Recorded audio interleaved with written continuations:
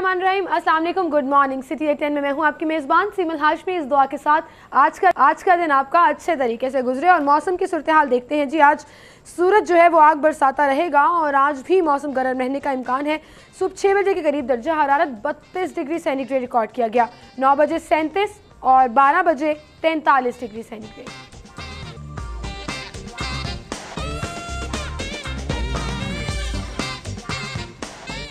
3 बजे के करीब दर्जा हरारत 45 डिग्री सेंटीग्रेड, 6 बजे 42 और 9 बजे 36 डिग्री सेंटीग्रेड।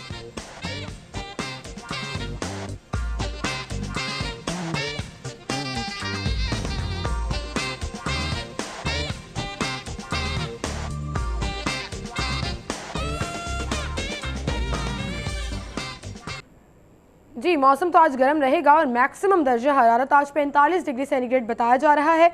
टॉप स्टोरीज की तरफ चलते हैं। डेली सिटी 42 की आज की हमारी लीड स्टोरी निजी तालीमी इदारों के हवाले से है जी। 1 जून को अब तमाम निजी तालीमी इदारे जो हैं वो बंद रहेंगे। 3 माह की इकट्ठी फीस वसूली पर स्कूल की रजिस्ट्रेशन मुअत्तल होगी।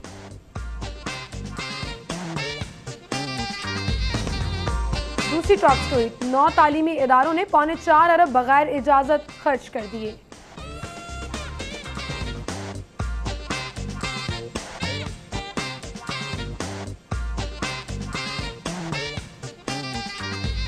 रमजान बाजार में छोटा गोश्त 100 रुपये और बड़ा 45 रुपये सस्ता मिलेगा। और आखिरी टॉप स्टोरी, वाबरा ने पूरे शहर का सामान ऑरेंज लाइन ट्रेन पर लगा दिया। ये थी हमारी टॉप स्टोरीज, इनको हम डिस्कस करेंगे। स्टूडियो में हमारे साथ मौजूद हैं सिटी 42 के सीनियर रिपोर्टर्स जाहिद चौधरी और इरफान मलिक। अस्सलाम वालेकुम आप दोनों को खुशामदीद कहेंगे।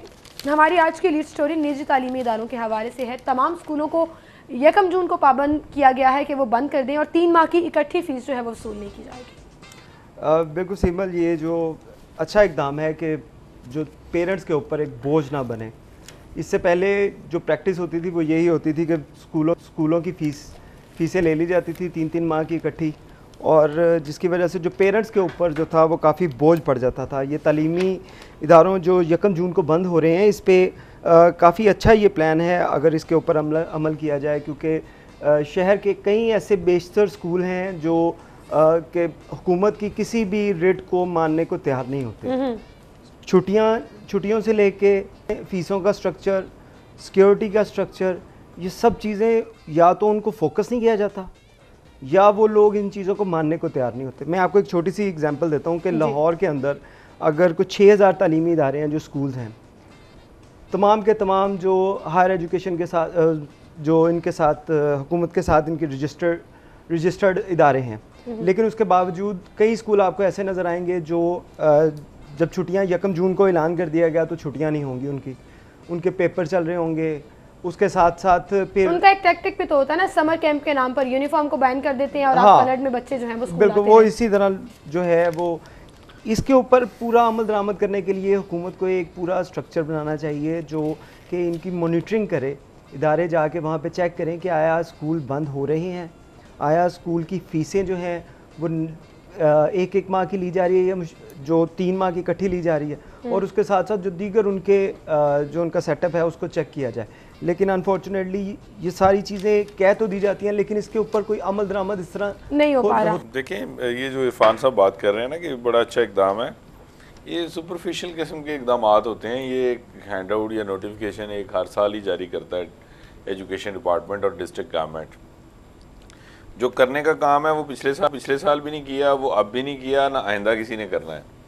पहली बात तो ये कि ये प्रायोरिटाइज होना, ये इस चीज़ को जो है ना वो आपने कैटेगराइज करना था कि जो प्राइवेट स्कूल हैं, जो माफिया एक बहुत बड़ा, वो किस फ़ी वसूल करेंगे और वो जो फ़ी वसूल करते हैं बच्चे की, उसके अगेंस्ट वो जो फैसिलिटीज़ हैं या जो भी हैं वो किस तरह अदा करते हैं, number 1। Number 2, private school mafia जो है वो अपने जो टीचर्स हैं उनको किस तरह जो है वो सैलरी देता है, क्या वो उनकी जो सैलरी स्ट्रक्चर है वो उससे जो है वो मैच करता है जो वो फ़ी वसूल कर रहे हैं। अच्छा, फिर क्या ये गर्मियों की छुट्टियों में जो स्कूल टीचर हैं उनको क्या 3 माह सैलरी मिलेगी या उनको फ़र्क कर दिया जाएगा? आधी देंगे, चौथा हिस्सा देंगे या जवाब देंगे? ये है करने के काम। पहली बात तो ये कि ये जो प्राइवेट स्कूल्स हैं उनमें एक और भी बहुत बड़ा मसला है कि उनकी चारदीवारी क्या है, कहाँ पे कैंपस है, किस नोयत का कैंपस है, क्या वो कैंपस जो है वो पर्पस बिल्ट है नहीं है, जितने अच्छा फिर बच्चों की तादाद, किस क्लास में जो है ना वो कितने बच्चे हैं, क्या वो जो एरिया आपने डिटर्मिन किया कि जी ये आपका क्लासरूम है। देखिए सरकारी स्कूलों को आप जितना मर्जी बुरा भला कहें, लेकिन वहाँ पे जो कंस्ट्रक्शन होती है वो एक आपने बनाया हुआ है कि जी ये आपका डिज़ाइन है, ये आपका जो है ना वो एक नक्शा है, इसके मुताबिक ये स्कूल बनेंगे और वो क्लासरूम का साइज़ भी वही रखा जाता है। और वो ये नहीं होता कि जी आप 2 मरले के जो है ना वो जगह पे जो है वो एक सरकारी स्कूल खड़ा करके तो वहाँ पे जो है वो 500 बच्चा दाखिल कर लें। यहाँ पे ये प्रॉब्लम है कि ये प्राइवेट स्कूल्स के ना इनके स्कूल का जो नक्शा कोई ठीक, ना जो है वो कैंपस प्रॉपर पर्पस बिल्ट, ना जो है वो फीस स्ट्रक्चर जो है ना वो उसको कुछ छेड़ता है, प्लॉट के ऊपर स्कूल ना जो है वो उसको कुछ छेड़ता है, ना अच्छा ना ये किसी रेगुलेशन में आते हैं।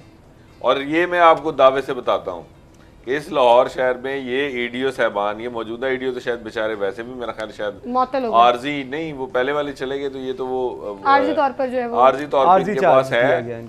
ये पूरी डिस्ट्रिक्ट गवर्नमेंट ये पूरा जोर लगा ले, ये प्राइवेट स्कूलों को ना बंद कर सकते हैं, ना उनके खिलाफ एक्शन ले सकते हैं कि जी हम जो है वो 1 जून को ये भी बंद, वो भी बंद, फलां भी बंद। ये कोई स्कूल बंद नहीं करते हैं, ना इनके कहने पे किसी ने करने हैं। ऑलरेडी जो शेड्यूल उनके जो शेड्यूल आ चुका है उसमें भी जो है ना वो ये वाज़ेह है कि वो जो है वो बंद नहीं करेंगे, वो अपने पैटर्न के मुताबिक चलेंगे। डिस्ट्रिक्ट गवर्नमेंट सिर्फ वालदैन को बेवकूफ़ बनाती है, डिस्ट्रिक्ट गवर्नमेंट सिर्फ वालदैन के साथ जो है ना वो झूठे लारे तसलियाँ हर साल इस तरह की जो है ना वो एक स्टीरियोटाइप डे के ऐलान जो है ना वो होता है। हैसियत ये है डिस्ट्रिक्ट गवर्नमेंट की और इसके शोबा तालीम की कि ये प्राइवेट स्कूलों में आज तक बच्चों को पोलियो के कतरे पिलाने की इजाजत नहीं ले सके। ये है हैसियत, बात हुई थी फीसों में ये है ताकत इनकी, और यहाँ पे ये खड़े हैं। उसके बाद भी घुटने टेकने पड़े थे। बिल्कुल ऐसे ही है और अभी कुछ भी नहीं होगा, ये देखिएगा फिर जब ये हो जाएगा 2-4 जो है ना वो इधर उधर से जो है वो आप स्कूल जो है ना उनके खिलाफ कार्रवाई करेंगे। डिस्ट्रिक्ट गवर्नमेंट के जो अरबाब इख्तियार हैं, जो बड़े अफसरान हैं, वो जनाब बंगले में जाते आ जाएंगे टीवी पे और आके जो है वो दावे करेंगे कि देखिए जी हमने स्कूलों से बच्चों से यही कहा जाएगा कि आपने 3 माह की फीस देनी है। जो बच्चे नहीं देंगे उनको पहले तो इनको होमवर्क नहीं दिया जाएगा, जो छुट्टियों के लिए जो एक टैक्टिक उन्होंने रखा हुआ है अपना, एक ये वो नहीं दिया जाएगा, वालिदैन के लिए नुकसान है ये ऑर्डर। फिर उसके बाद एक और भी है, अभी जो छुट्टियों से पहले बच्चों के एग्जाम हो रहे हैं, वो एग्जाम के रिजल्ट नहीं दिए जाएंगे, उसके बाद उनको होमवर्क नहीं दिया जाएगा जब तक वो बच्चे फीस नहीं जमा करवाएंगे। और इसी वजह से ये अब ये जो बात हो रही है कि ये बड़ा अच्छा इकदाम है अगर इस तरह हो जाए, लेकिन प्रॉब्लम यही है कि ये इस तरह इन लोगों को एक स्ट्रक्चर के अंदर लाना, एक स्ट्रीमलाइन, इस सारी जो ये इस माफिया को स्ट्रीमलाइन करना, ये काफी मुश्किल माफिया क्या जी मलिक साहब, ये बहुत बड़ा कारोबार है जी। सर ये माफिया है ना सर, ये माफिया ही है, बहुत बड़ा कारोबार है ये, माफिया ही है। ये ठंडे कमरों में बैठने वाले जो हमारे मुंशी साहबान हैं, ये उनकी औकात है कि वो इसको टच करें, सवाल ही पैदा नहीं होता। बिल्कुल सही, कमर्शियल पॉइंट ऑफ व्यू से गवर्नमेंट नहीं खड़ी हो सकती इसके सामने, इनका कौन ख्याल रखता है? भैया आपकी सूबाई हुकूमत नहीं खड़ी होती है, आप जिले हुकूमत के छोटे से शोबे की बात कर रहे हैं। अगली स्टोरी भी हमारी तालीमी इदारों के हवाले से है, इस पर भी बात करेंगे। एक छोटी सी ब्रेक लेते हैं यहाँ पर, ब्रेक के बाद दोबारा हाजिर होंगे।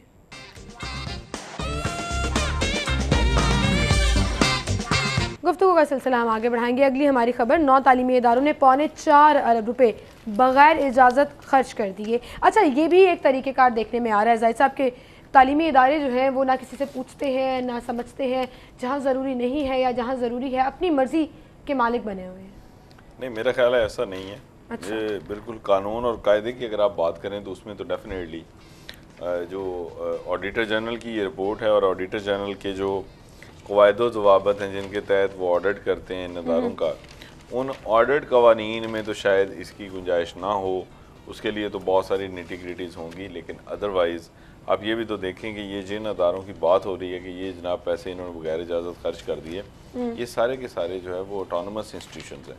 अच्छा। ये सारे के सारे वो अदारे हैं जो खुद मुख्तार हैं, जिनके बोर्ड मौजूद हैं, जिनका सिंडिकेट मौजूद है, ये यूनिवर्सिटीज़ हैं। अब इतने बड़े इंस्टीट्यूशंस जो हैं वो मेरा ख्याल है उनके अंदर बैठी हुई जो एडमिनिस्ट्रेशन है वो इतनी कोई नाअहल तो नहीं है, या उनका सिंडिकेट इतना बेवकूफ़ तो नहीं है कि वो ऐसे ही आंखें बंद करके लेकिन किसी चीज पे अब जब पैसे ऑडिटर खर्च जनरल की करने। रिपोर्ट सामने मैं आई अर्ज है, करता माली हूँ, बेज़ाब्तियां मैं अर्ज तो हुई है करता ना हूँ। सर, नहीं, ये चाहे यूनिवर्सिटी हो या चाहे कोई भी इदारा हो, आप आप इजाजत सुन के लीजिए ना, बगैर आप सुन फंड्स किस लीजिए, तरह इस्तेमाल करते हैं और मेरी फिर आप अर्ज उसको जस्टिफाई कैसे आप कर मेरी सकते हैं? सुन लीजिए ना, अर्ज सुन लीजिए। देखें, ये जो ऑडिटर जनरल की रिपोर्ट होती है ना, इस रिपोर्ट को इतना ज़्यादा कुछ सीरियस लेने की ज़रूरत नहीं, इस पे हुआ कभी कुछ नहीं। क्यों जी मलिक साहब, ऐसे ही है सर, ऐसे ही इनकी है। रिपोर्ट ये होती है कि आपने कप यहाँ रखा, ओहो तो ये तो 50 रुपए जो है ना वो नुकसान हो गया। ये भी ऐड कर अच्छा, लीजिए। ये ऑडिट करने वालों को देखा है कभी कि ये करते क्या हैं इनके? तो फिर ये ऐसे डिपार्टमेंट्स बने टोटल, क्यों हैं? फिर हाँ आप हाँ, उनको तो उनका फजूल खर्चा है क्यों बर्दाश्त कर रही सर। है आप हुकूमत? ये बात कर रहे हैं, मैं तो कहता हूँ कि ऑडिट होना ही नहीं चाहिए, उसकी वजह है कि वो है ही फजूल। दूसरा, अच्छा, इससे बड़ा जो है वो ऑडिट का क्या होगा कि बहुत सारे आपके डिपार्टमेंट्स हैं जिनमें प्री ऑडिट होता है, वहाँ एक ऑडिट ऑफिसर आपने बैठाया हुआ है, उसका काम क्या है? ठीक है, बहुत ही माजरत के साथ जी, जी, विद ड्यू अपॉलजी, उसमें सिर्फ इतना काम है उस अफसर का जो प्री ऑडिट के लिए वहाँ बैठा है। एक फाइल आई है, ठेकेदार ने एक बिल साइन करवाया, सबसे अकाउंट से पास हो गया, वो कहते हैं ऑडिट वालों से भी जनाब ओके करा लें।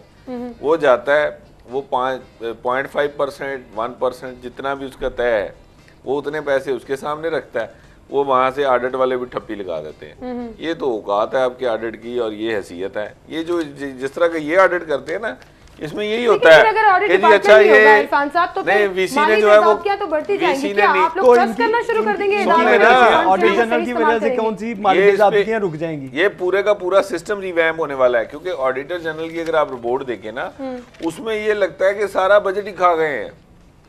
क्योंकि उसकी वजह है वहां पे यह है कि जी आपने आज नीले रंग के कपड़े पहनने थे, आज आपने जो है वो ये इस कलर के कपड़े क्यों पहन लिए? वो इससे तो नुकसान हो गया जनाब।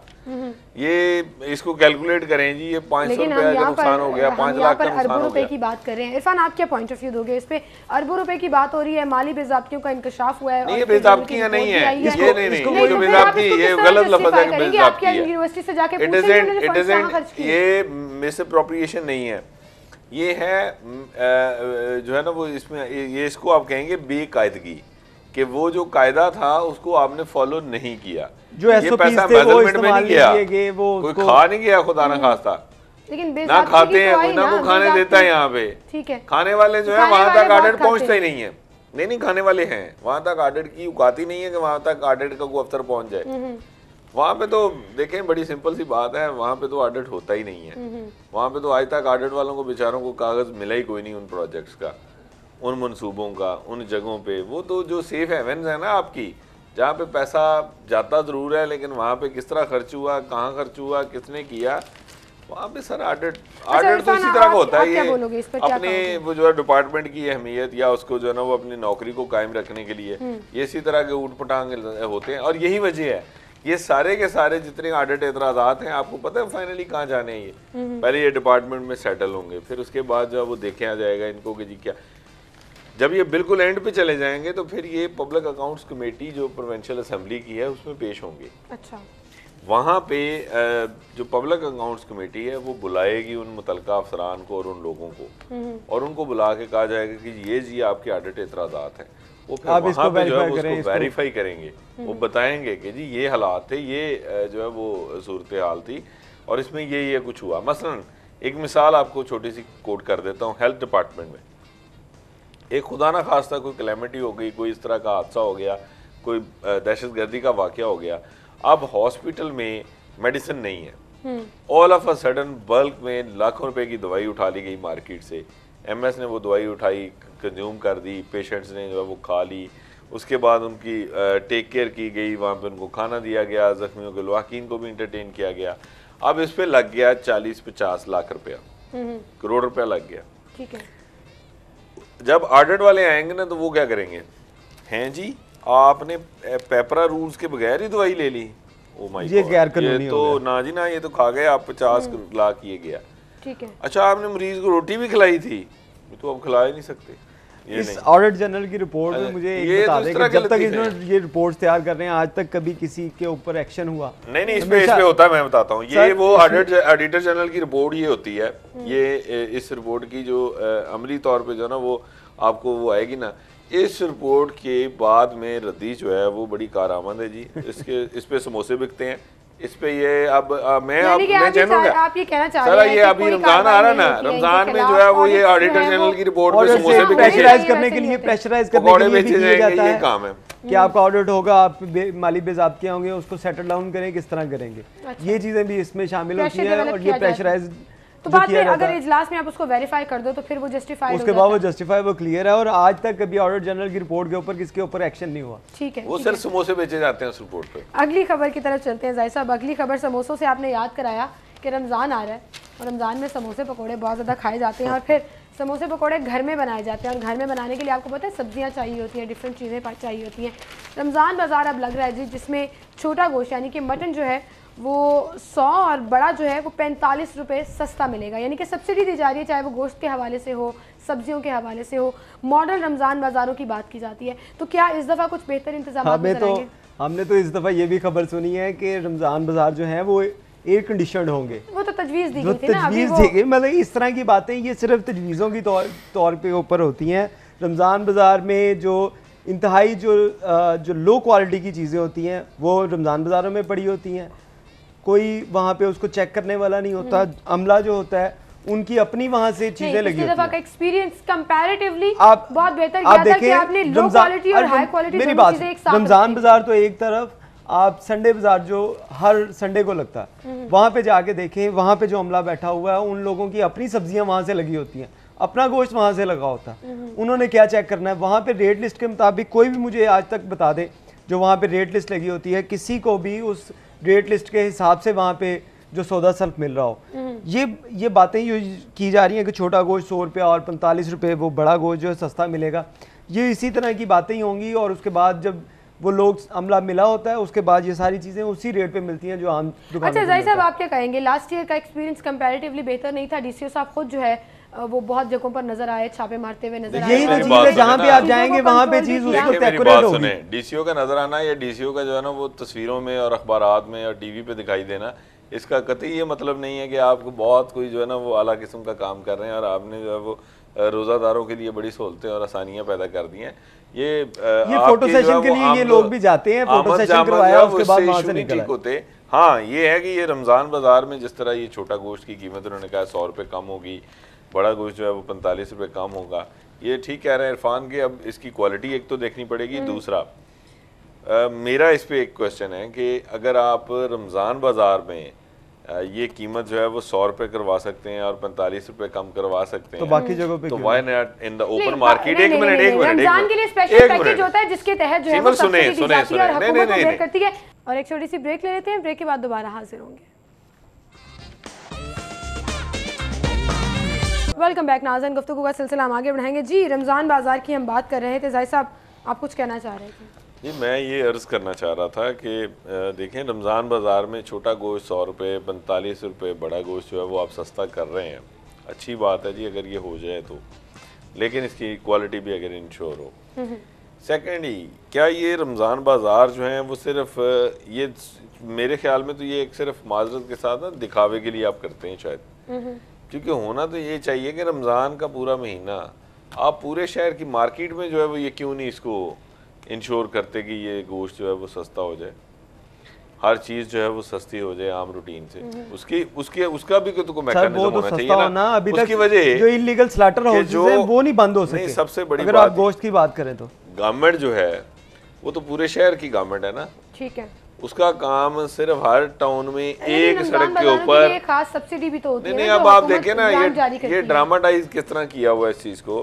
हर टाउन में एक सड़क पे एक छोटी सी स्ट्रिप उस सड़क की, उसके ऊपर आप स्टॉल लगा के तो आप जो है वो क्रेडिट लेते हैं कि जी हमने बहुत जनाब देख लें आवाम के लिए जो है ना वो बड़ा वो हातम ताई की कब्र पे हमने लात मार दी जनाब, ये तो इतने बड़ी तो इतनी फयाजी तो हो ही नहीं सकती जितनी हमने करवा दी है। इशू ये है कि आपसे क्या पूरा शहर कंट्रोल नहीं होता, या तो आप इनकार कर दें। नाकामी तो हर रोज नजर आती है ना। अच्छा, अगर आप जब एक सरकारी नरखनामा जारी होता है आप उस पर अमल दरामद नहीं करा सकते। अब वो तो खैर नरखनामा पता ही नहीं बनाता कौन है, कभी किसी अफसर ने तो देखा ही नहीं। वो तो कहीं वो क्लैरिकली जो नीचे से कहीं वो फर्मा कटिंग हो रही है, वो तो किसी को पता ही नहीं कि वो है भी लॉजिकल के नहीं। ये जो आप गोश्त सस्ता करने की बात कर रहे हैं, अगर आप में अगर थोड़ी सी भी विजडम हो और थोड़ा सा भी अगर सेंस इस्तेमाल की जाए तो सिर्फ इतना कर लिया जाए कि आपके जो स्लॉटर हाउस है सरकार का, उसकी कोई फी होगी, है ना, स्लॉटरिंग की फीस लेते हैं ना आप। सर आप कौन से स्लॉटर अच्छा, हाउस की बात कर रहे हैं? अभी मेरी यार सुन लेना, इलीगल illegal slaughter house हम सरकारी की बात कर रहे हैं। अच्छा। आपने स्लॉटरिंग फी लेनी है वहाँ पे, सरकारी तो आपके पास शाहपुर कांगड़ा वाला ही है। मैं वही अर्ज कर रहा हूँ कि बकर मंडी फी जो है ना वो आपने लेनी है, मंडी में आने की फीस है, बहुत कुछ है।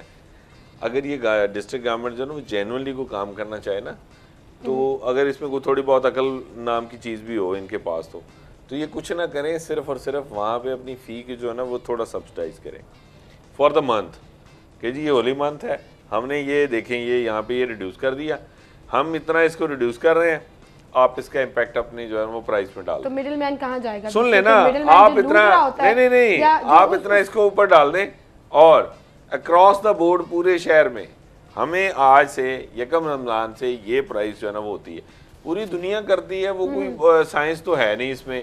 सब्सिडी सिर्फ क्या रमजान बाजार के लिए आती है, पूरे लाहौर के लिए आती है, पूरे पंजाब के लिए आती है, पूरे मुल्क के लिए आती है। ये सिर्फ रमजान बाजारों के ऊपर क्यों इसका इम्प्लीमेंट होता है, पूरे शहर के दुकानदारों पे क्यों नहीं होता? उसकी यही वजह होती है वहाँ लूटमार की इजाजत है, वहाँ लूटमार की इजाजत है। आप हर जगह देखें इलीगल स्लॉटर हाउस के ऊपर 380 रुपए किलो गोश्त ये जो बड़ा और 820 रुपए गोश्त छोटे का मिल रहा है रेट। तो वो वहाँ पे कहाँ जाएगा जहाँ पे अगर आप 600 दे देंगे, मार्केट में 700 रुपये है। तो इलीगल जो स्लॉटर हाउस है जो वो कहते हैं कि हम अपना गोश्त करते हैं और अच्छा गोश्त करते हैं, स्लॉटर हाउस में गोश्त भी अच्छा नहीं मिलता। ये जो आप कह रहे हैं ना ये गोश्त जो है वो नहीं करने देखें, ये महंगा इसलिए नहीं है कि दुकानदारों ने कोई महंगाई की हुई है कि जी जो कसाब है उन्होंने अपनी तरफ से कोई रेट लगा लिया हुआ। आगे बढ़ते हैं और देखते हैं रमजान में क्या सूरत हाल रहेगी, किस तरह से सब्सिडी जो दी जाती है। लेकिन ये तजवीज़ बहुत अच्छी है कि ऑल ओवर सिटी को अगर उसके उस दायरा कार में लाया जाए, उस डोमेन में लाया जाए, उसमें चीज़ें जो है वो सस्ती कराई जाएँ तो बेनिफिट जो है वो आवाम को ज़्यादा पहुँचेगा। रमज़ान की हम बात कर रहे हैं, अब सिक्योरिटी के हवाले से भी बहुत से क्वेश्चन मार्क्स है, क्योंकि हम हालत जंग में तो हैं ही और दहशतगर्दी का खतरा तो मौजूद ही है। अब 10,000 एहलकार, आप ही की कल ये खबर है कि सिक्योरिटी रमज़ान सिक्योरिटी प्लान के लिए सहरी के टाइम और तरावियों के टाइम 10,000 एहलकार जो हैं वो ड्यूटियाँ से अंजाम देंगे। बिल्कुल, अभी प्लान तो बन गया, लेकिन जो असल मसला है कि ऐसे माहौल जो है उसको रोकना की ज़रूरत है कि सुसाइडर अगर डर तो यही और लगा रहता है पुलिस को, हुकूमत को कि मसाजिद के अंदर सुसाइडर ना आ जाए, वहाँ पे कोई बॉम्ब ब्लास्ट ना हो जाए। इन चीज़ों के लिए सिक्योरिटी तो लगा दी जाती है, लेकिन असल जो काम करने वाला है वो इन चीज़ों को रोका कैसे जाए। ऐसे हालात, ऐसी हमारी जो हुकूमती पॉलिसियाँ हों कि ना सुसाइडर यहाँ पे आए और ना यहाँ पे ये सारा कुछ हो। अगर इन चीज़ों से हम लोग बच जाएं तो फिर हमें इन चीज़ों की ज़रूरत ही नहीं। आज आप 10 साल पुराना अपना लाहौर उठा के देखें, 10 साल पहले आपको लाहौर में इस तरह हर जगह जो बाढ़ लगी है, आप स्कूल में चले जाएं किसी स्कूल में, वो आपको एक किले की शक्ल नज़र आएगी, वहाँ पे बाढ़ भी लगी होगी, बाहर गार्ड भी खड़े होंगे। वो बच्चे जो अंदर स्कूल पढ़ने के लिए जा रहे हैं, जो नादान बच्चे हैं, छोटे बच्चे हैं, कम उम्र बच्चे हैं, उनके ज़हन अभी कच्चे हैं, वो क्या इम्पैक्ट ले रहे हैं कि स्कूल के अंदर किस किस्म का उन्हें बंकर का माहौल मिल रहा है। यही पूरे हाल जो पूरे शहर का हाल है। आप मसाजिद को ले लें, आप किसी इमाम बारगाह को ले लें, किसी दरबार को ले लें, किसी चर्च को ले लें, किसी सिनेमा को ले लें, जहाँ पे आप थोड़ी बहुत एंजॉयमेंट आपको नजर आती है। क्या है इरफान साहब, कहीं ना कहीं तो सिक्योरिटी के लूप होल्स या कहीं ना कहीं सिक्योरिटी का खतरा तो मौजूद है ना। आप कल एयरपोर्ट से फिजाई चक्कर लगाने वाला एक ड्रोन पकड़ा गया है, कैमरा पकड़ा गया है, वो क्यों चक्कर लगा रहा था, क्या चीज मॉनिटर की जा रही थी, तहकीकात तो शुरू हो गई, लेकिन वो डर तो मौजूद है ना। वही मैं आपको कह रहा हूँ कि हर चीज के ऊपर, हर पूरे जो मुल्क के अंदर, पूरे सूबे के अंदर इस वक्त खौफ की कैफियत है, हर बंदा डरा हुआ है। अब ये ड्रोन जो अगर किसी बच्चे ने खेलने के लिए उड़ाया हो तो पूरी इंतज़ामिया उस वक्त हरकत में आ गई कि पता नहीं किसने क्या कैमरा उड़ा दिया है, वहाँ से क्या कैप्चर किया जा रहा है, इन तमाम चीज़ों को प्रोब किया जा रहा है। आपसे अब मैं वही आपसे बात कर रहा हूँ, अगर 10 साल पहले का माहौल आप देख लें, लाहौर में आप ईजीली हर जगह मूव कर सकते थे, कोई आपको इस तरह का माहौल नहीं नज़र आता था। हर जगह पे नाके, हर जगह पे बुलेट्स, हर जगह पे गन्स, वार जो ये खारदार तारें और इस तरह का माहौल, ये तो लेकिन इसके अलावा कोई और सोल्यूशन भी नहीं है। अब सर्च ऑपरेशंस भी किए जा रहे हैं मुख्तलिफ देखिए, जगहों पर। बात बड़ी सिंपल है, ये सिर्फ 10,000 सिक्योरिटी एहलकार तैनात कर देने से और ये एक जो है ना वो एक जो शुरू से चला आ रहा है वो उससे नहीं होगा कुछ भी। लम्हा फ़िक्रिया ये है कि इस्लाम के नाम पे ये मुल्क बनाया था इसका नाम है इस्लामी जमहूरिया पाकिस्तान और इसमें सबसे ज़्यादा ख़तरे में है इस्लाम। आपकी इबादत गाहें, मसाजिद, तमाम बारगाहें, आपकी मजहबी इज्तिमाआत, अब ये बहुत सोचने की मेरी अर्ज सुने, ये हमें ये 10,000 सिक्योरिटी एहलकार लगाने से बहुत ऊपर जाके सोचना पड़ेगा। ठीक है, टाइम हमारे पास बिल्कुल खत्म हो गया जाहिद साहब, क्योंकि ये बहुत बड़ा इशू है। आपने सही कहा कि आइडियोलॉजी को चेंज करना होगा और एजुकेशन को जितना मैक्सिमम हम फरोग दे सके उतना ही इन चीज़ों को जो है वो हम कंट्रोल कर सकेंगे। बहुत शुक्रिया आपका जाहिद साहब, इरफान साहब, आप हमारे साथ मौजूद हैं। नाज़रीन, इसी के साथ यहाँ पर एक ब्रेक लेते हैं। ब्रेक के बाद आप अना यूसुफ से हेडलाइंस जानेंगे, उसके बाद प्रोग्राम में दोबारा हाजिर होंगे।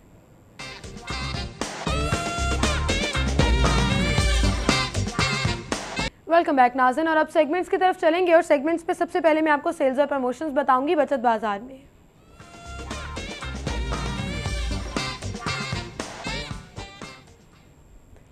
जी, बचत बाजार में सबसे पहले हमारे पास ब्रांड है ताना बाना, और ताना बाना पर आपको 30% तक ऑफ मिलेगा।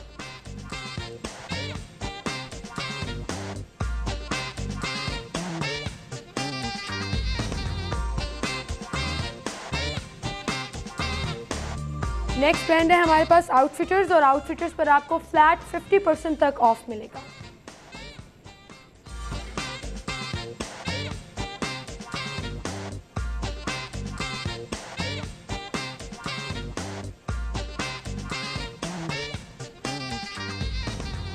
जी, और इसी के साथ मैं आपको बताऊंगी, अगर आपको मेरी वार्डरोब पसंद आ रही है तो आप सलीम फैब्रिक्स पर जा सकते हैं और वहां से जाकर शॉपिंग कर सकते हैं। सलीम फैब्रिक्स पर वैसे ही 15% तक आपको ऑफ मिल रहा है। तमाम डिज़ाइनर वेयर्स वहां पर जो अवेलेबल हैं, जितने भी ड्रेसेस आप ख़रीदना चाहती हैं जाएं, और हर बिल पर आपको 15% तक डिस्काउंट मिलेगा, और डिस्काउंट को आप इंजॉय कर सकती हैं। और ज़रूरी नहीं है कि वो कपड़े जो हैं वो सलीम फैब्रिक्स के हों, वो किसी भी डिज़ाइनर के अगर वहाँ पर अवेलेबल हैं उन पर आप अपने 15% पैसे न्यू अराइवल्स पर बचा सकते हैं। तो ये तो थी सलीम फैब्रिक्स की सेल। आगे बढ़ते हैं और हाइपर स्टार चलते हैं, देखते हैं वहाँ पर प्रमोशन में चीज़ें क्या हैं। हाइपर स्टार में सबसे पहले जी कैप्री सोप है 150 grams into 4 assorted, retail price 160, promotional price 129, आप 31 रुपीज़ बचा सकते हैं।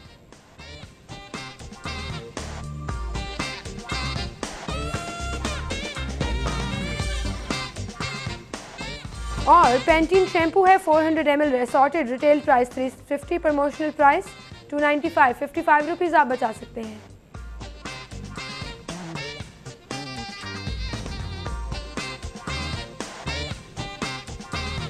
और अब अगले सेगमेंट की तरफ चलेंगे, आज के भाव।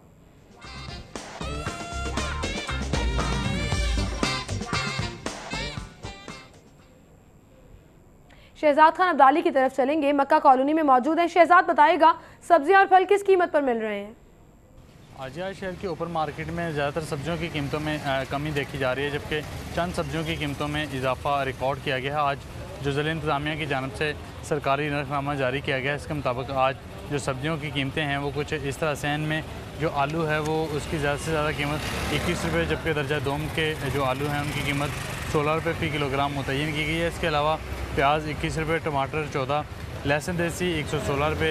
इसके अलावा अदरक थाईलैंड से इम्पोर्ट किया गया बदस्तूर 38 रुपये फ़ी किलोग्राम में फ़रोख्त हो रहा है। इसके साथ साथ जो लहसुन चाइना है इसकी कीमत में 5 रुपये कमी वाक़ हुई है, जिसके बाद ये 141 रुपये में फ़ी किलो के हिसाब से मार्केट में दस्तयाब है। इसके अलावा जो अदरक है वो 72 रुपये, बैंगन 2 रुपये कमी के बाद 22 रुपये, खीरा देसी 25 रुपये, जबकि खीरा फार्मी भी 3 रुपये कमी के बाद 18 रुपये। इसके अलावा करेले 30, पालक 11, लीमू देसी जो दर्जा अव्वल के हैं ये 4 रुपये इजाफे के बाद 200 रुपये फ़ी किलोग्राम तक पहुँच गए हैं।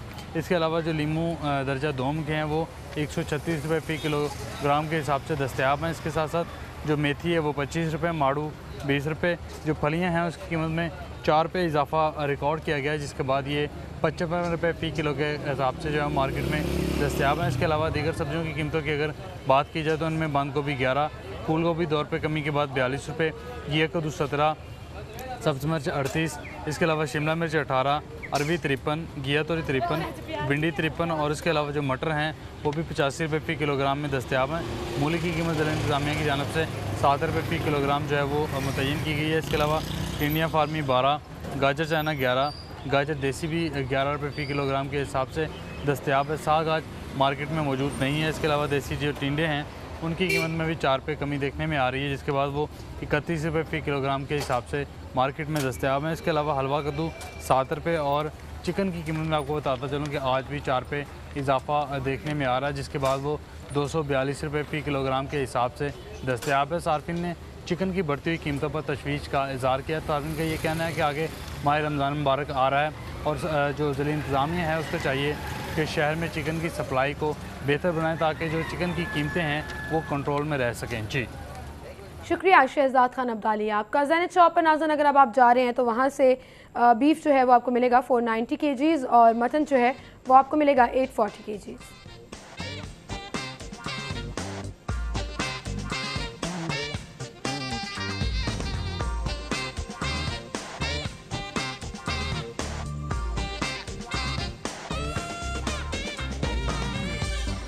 बीफ कीमा आपको मिलेगा 520 में और मटन कीमा आपको मिलेगा 960 में।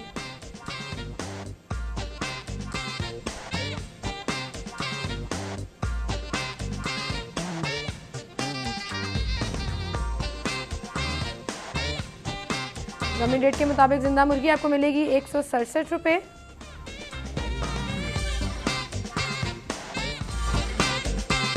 और उसका बना हुआ गोश्त 242 रुपये में।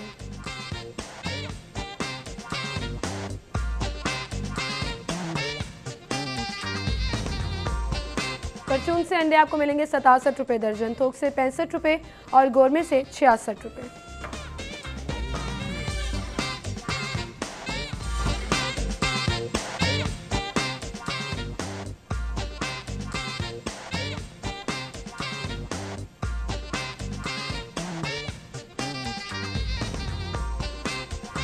और अब आगे बढ़ते हैं और आपको मुख्तलिफ मूवी टाइमिंग्स बताएंगे टुडेज डायरी में।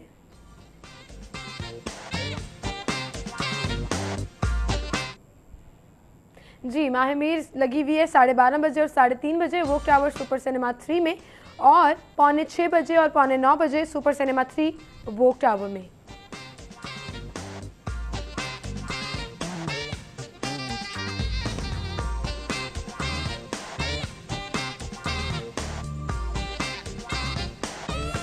द जंगल बुक 3D 6:30 बजे लगी हुई है सुपर सिनेमा 2 वोक टावर में।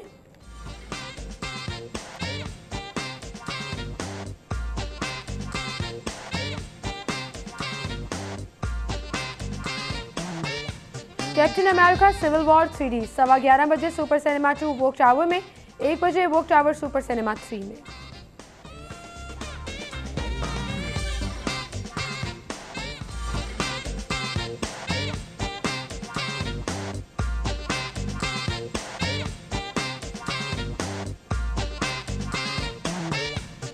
द एंग्री बर्ड्स मूवी 2:30 बजे और 6 बजे सिने स्टार में।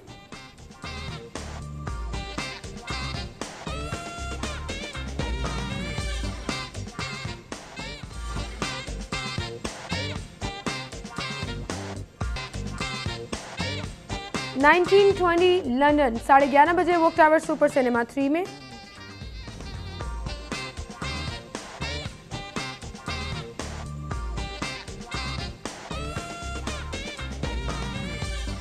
आज़म मूवी लगी हुई है 12 बजे, 11:15 बजे और 3 बजे सुपर सिनेमा 1 वोक टावर में।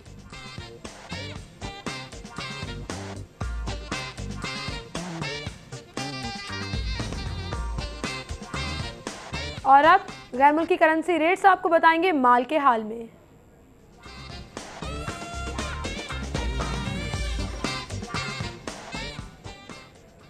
माल के हाल में सबसे पहले अमेरिकन डॉलर है, कीमत खरीद है 105.20, कीमत फरोख्त है 105.45।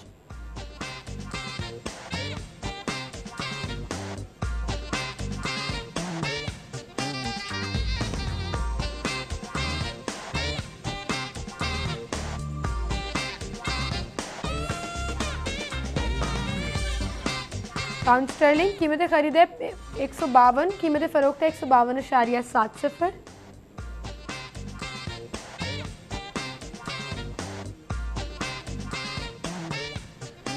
यूरो की कीमत खरीद है 118.50, कीमत फरोख्त है 119।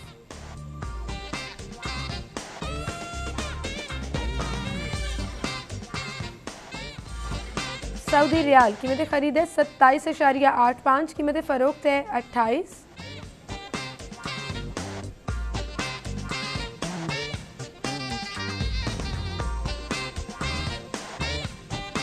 UAE दिरहम कीमत खरीद है 28.55, कीमत फरोख्त है 28.70।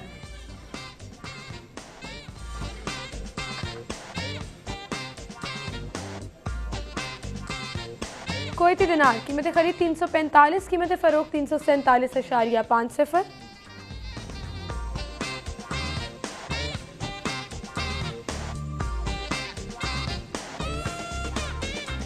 ऑस्ट्रेलियन डॉलर कीमत खरीद है 77, कीमत फरोख्त है 77.45।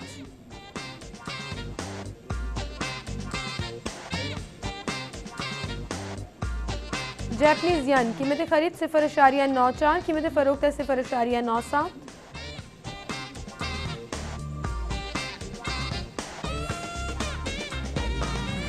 स्विस फ्रैंक कीमत खरीद 106.15, कीमत फरोख्त है 107.05।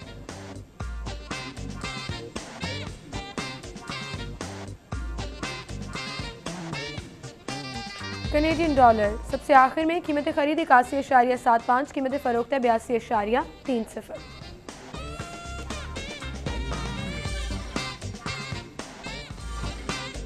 और यहाँ एक ब्रेक लेंगे, ब्रेक के बाद दोबारा हाजिर होंगे।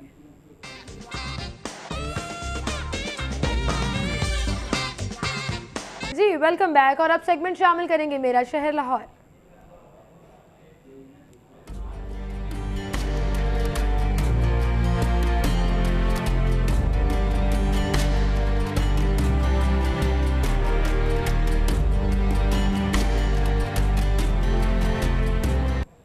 जी मेरा शहर लाहौर में आज का हमारा टॉपिक है सर्कुलर गार्डन्स ऑफ सिटी।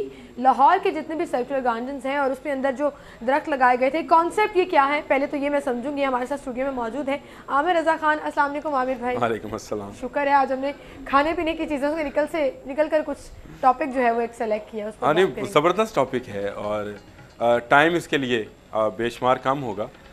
असल में जो लाहौर शहर है ये आपको भी पता है कि एक टीले के ऊपर बनाया गया था, यानी ऊंचाई पर था।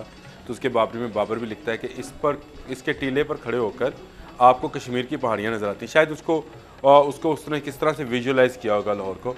बट लाहौर क्योंकि 13 दरवाज़ों के अंदर का शहर था, तो इसके बाहर की जो जगह, हो सकता है उस जमाने में इतनी ऊंची ऊंची बिल्डिंग्स नहीं थी या पोल्यूशन नहीं थी, तो क्या वाकई उसको कश्मीर की पहाड़ियां नजर आती हों, या वो क्योड़ा माइंस को समझता शायद होगा। उसका मतलब नजर आने में दूर में उसका नजर का धोखा भी हो, इतनी दूर से नजर शायद उसको नहीं आता। मतलब लेकिन उसके बाबरी में उसने लाहौर का जिक्र इस तरह से किया है और टीले पर ये बना है, ऊंचा है, बाकी शहर से ये तकरीबन 50 फुट के करीब ऊंचाई पर है। ये कहाँ पर वाक़ई है?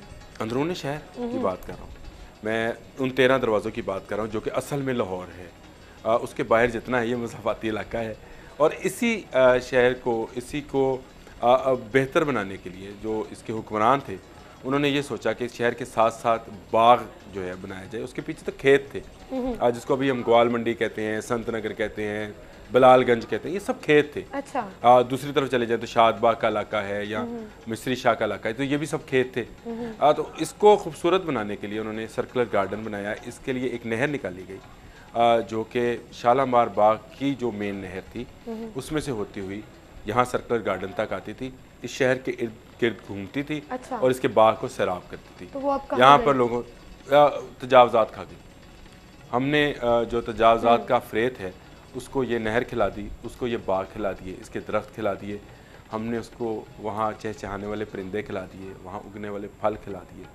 हमने ताजरों को तो सब कुछ दे दिया, शहरियों से सब कुछ छीन लिया, उनसे साफ़ हवा छीन ली, उनसे वो ऑक्सीजन छीन ली दरख्त जो पैदा करते थे। आज ना वो गेट्स रहे, कुछ उसके आसार बाकी हैं, कुछ गेट्स के, ना ये सर्कुलर गार्डन रहा। किसी हुकूमत ने कोई तवज्जो नहीं दी। सब जो हैं वोट के चक्कर में, नोट के चक्कर में, मैं ये कहता हूँ वोट से भी ज़्यादा नोट के, क्योंकि अगर वोट का चक्कर होता तो शायद अंदरून शहर वालों की सुनी जाती। लेकिन ताजर क्योंकि फिनांस करते हैं, वो कोई भी हो, वो मैं किसी जमात का नाम नहीं लेता, लेकिन अभी क्योंकि पिछले काफ़ी सालों से पाकिस्तान मुस्लिम लीग नून वहाँ से जीतती है, तो नोट के चक्कर में ये ताजरों को कुछ नहीं कहते हैं। जिससे ताजर जो है इस बाग को खा गए हैं, इस शहर को खा गए, इसकी खूबसूरती को खा गए, इसकी ऑक्सीजन को खा गए। कितना खाएंगे, अब ये लोगों को भी खा जाएंगे। तो मेरे तो आपने वो ऐसा ही मौजू बनाती हैं कि मुझे समझ नहीं आती है कि मैं इस पर क्या बोलूं। तजावुज़ात ने अब भी, आपने कहा कि बाकी इलाका तो मुज़ाफ़ाती था, अब शायद ये उलट हो गया है कि अंदरून साइड को जो है वो मुज़ाफ़ाती इलाका समझा जाता है क्योंकि उसको निगलेक्ट किया जाता है, पसमानदा इलाका, पसमानदा इलाका समझा पसमानदा जाता इलाका है। बाकी जगह जो है वो अब पोश अंदरून शहर उस वक्त तक पसमानदा रहेगा जब तक ये लोग हुक्मरान जमात को वोट देते रहेंगे।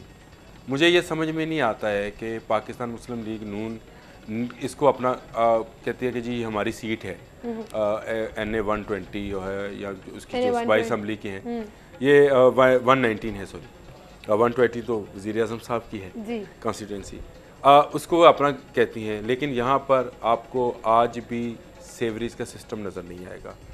एक मोहतरमा बेनज़ीर भुट्टो का एहसान है जो कि हम भूल नहीं सकते हैं अंदरून शहर वाले, वो ये है कि यहाँ पर सुई गैस उन्होंने फ्राहम की थी। उसके बाद से किसी हुक्मरान ने ने इस शहर के मुतल्लिक नहीं सोचा। हाँ, ताजरों के मुतल्लिक ज़रूर सोचा जो कि सुबह को आते हैं, शाम तक अपना कारोबार करते हैं और उसके बाद आप जाके अपनी कोठियों में, अपने मोहल्लात में रहते हैं। यहाँ से शहबाज शरीफ इलेक्ट हुए, यहाँ से हमजा शहबाज इलेक्ट होते हैं, लेकिन अंदरून शहर का नहीं सोचते हैं।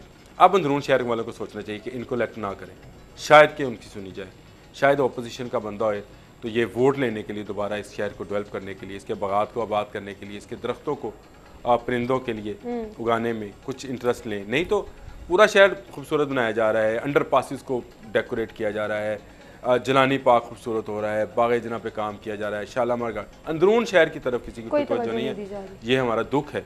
और लेकिन वो कहते हैं कि अब ये जो ग्रेटर इकबाल पार्क बनाया जा रहा है जिसमें लिंक किया जाएगा शाही कला को मीनार पाकिस्तान के साथ और उसके इर्द गिर्द जो है वो पूरी एक एंटरटेनमेंट पैकेज का नाम दिया जा रहा है। बाग था ये, मंटो पार्क कहते थे इसको, दरख्त थे इसके अंदर, वो हमने खा लिए, वो हमने गिरा दिए। अब ग्रेटर इकबाल पार्क बनाकर आप कौन सा एहसान कर रहे हैं? आप अंदरून शहर वालों से जो खेलने की जगह थी, जो कि सबसे बड़ी जगह थी, वो ख़त्म कर रहे हैं। ग्राउंड्स थी, 3 क्रिकेट की ग्राउंड्स थी, 2 हॉकी की ग्राउंड्स थी, एथलेटिक्स ट्रैक था, फुटबॉल की 2 ग्राउंड्स थी, पहलवानों के अखाड़े थे, यहाँ पर जो जिम होता है वो था, जो अंदरून शहर के, वो सब खत्म कर दिया। अब उसको ग्रेटर इकबाल पार्क का नाम दें, ग्रेटर उसको जो जिसका मर्जी नाम दे दें, ग्रेटर हमजा शहबाज शरीफ का नाम दे दें, उसको कुछ नहीं होने वाला। देखें, लोग खेलेंगे कहाँ? क्या आपने कोई पार्क छोड़ दिया उनके लिए खेलने के लिए? ग्राउंड छोड़ दिया? नहीं है। अब पाकिस्तान का, अब तो आप वहाँ पर अगर ये शॉपिंग की गर्ज से भी जाते हैं कि वहाँ पर अच्छी चीज़ें और वैरायटी में चीज़ें मिलती हैं, सस्ती चीज़ें मिलेंगी, हाँ जी बिल्कुल। तो आप जाते हुए 10 दिन पहले सोचना शुरू करोगे कि वहाँ ट्रैफिक बहुत ज़्यादा है, वहाँ तजावुज़ात का प्रॉब्लम्स बहुत ज़्यादा हैं, वहाँ पर किस तरह से जाकर जो है वो ख़रीदारी की जा सकेगी, क्यों नहीं उस मार्केट को जो है वो सीमल, हम अंदरून शहर वाले बरूद पर बैठे हुए हैं, यहाँ पर जूतियों के कारखाने बन गए हैं, यहाँ पर लाइटर जो आपके सिगरेट लाइटर्स हैं ये बनते हैं, यहाँ पर केमिकल्स की दुकानें हैं, यहाँ पर वो चीज़ें हैं जिनको एक चिंगारी की ज़रूरत है और उसके बाद ये शहर जो है जल उठेगा और ये जब जलेगा तो कुछ नहीं बचेगा। आपने देखा अंदरून शहर में जो मकानात जलते हैं वहाँ कुछ नहीं बचता है। बिल्कुल सही आमिर भाई, अगर टाइम हुआ तो इस पर मजीद बात भी करेंगे, लेकिन नाज़रीन अभी आपको ले चलेंगे पंजाब असम्बली, जहाँ पर इस वक्त वज़ीर आला पंजाब मियां मोहम्मद शहबाज शरीफ इजलास में शिरकत के लिए पहुँच चुके हैं। आपको बता रहे हैं पंजाब असम्बली के बाहर के ये मनाज़र हैं जहाँ पर वज़ीर आला पंजाब मियां मोहम्मद शहबाज शरीफ पंजाब असम्बली पहुँच चुके हैं और आज वो असम्बली इजलास में शिरकत करेंगे। आप अपनी स्क्रीन पर देख सकते हैं कि वज़ीर आला पंजाब मियां मोहम्मद शहबाज शरीफ असम्बली के अंदर जा रहे हैं और बहुत से वज़रा, बहुत से अरकान असम्बली उनको रिसीव करने के लिए उनकी गाड़ी तक तशरीफ़ लाए और अब उन्हीं के घेरे में वज़ीर आला पंजाब मियां मोहम्मद शहबाज शरीफ जो है वो पंजाब असम्बली में दाखिल हो चुके और आज ये इजलास में शिरकत करेंगे।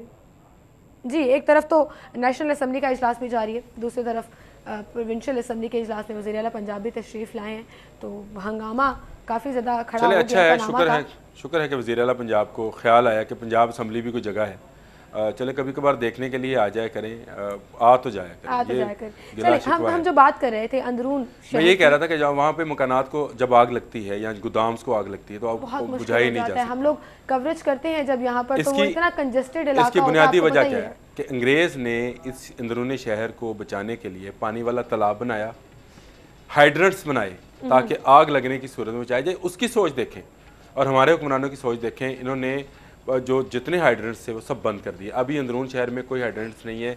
अगर आग लगती है तो गलियों में आपकी ये जो फायर ब्रिगेड की गाड़ियाँ ये नहीं जा सकती हैं। वाटर रिजर्वायर खत्म कर दिए हमने, वाटर रिजर्वायर्स खत्म कर दिए। पानी एक का पानी वाला नीचे तालाब जा अभी रहा तक बचा हुआ है, अंग्रेज़ की निशानी।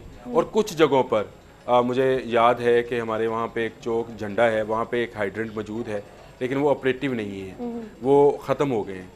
जब तक आप वो वाटर हाइड्रेंट्स नहीं बनाएंगे तब तक आप आग पर काबू नहीं पा सकते। किसी हुक्मरान ने इसके बारे में सोचा?